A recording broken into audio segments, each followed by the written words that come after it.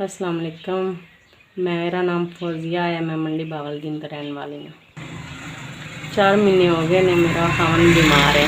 छोटे छोटे बच्चे ने मेरे को, तो मैं दुध का काम करता है। वो हम बीमार हो गए तो फिर हम कोई नहीं करते कुछ भी। कोई नहीं है, सब कमान वाला भी कोई नहीं है, तो मैं छोटी सारी दुकान बनाई है। वो तो बच्चों का गुजारा कर रही हूँ। औखे ही हो रहे हैं, खर्चे साहब मेरे को नहीं चले जा सकते। दुकान बहुत छोटी है। मेरे 5 बच्चे ने, 3 भाई दे ने, तो उन्होंने भी पाल रही हाँ। भाई बहुत हो गए आन, इसलिए वो भी मेरे कोल ने हो। 7 बच्चे और मेरा खावन, मैं इस दुकान चो बड़ा औखा होकर गुजारा कर रहे हैं।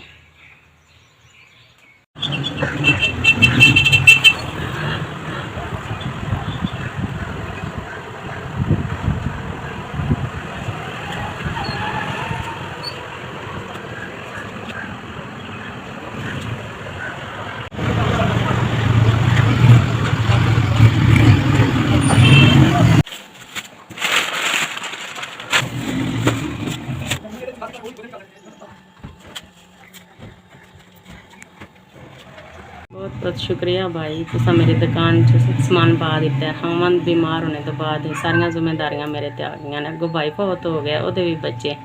भाई बड़ी बड़ी मेहरबानी है तुहाडी, भला होवे तुहाडा। अल्लाह तुहानू चोखे तो चोखा दे, बाम दी खिदमत करते रहो। बड़ी मेहरबानी।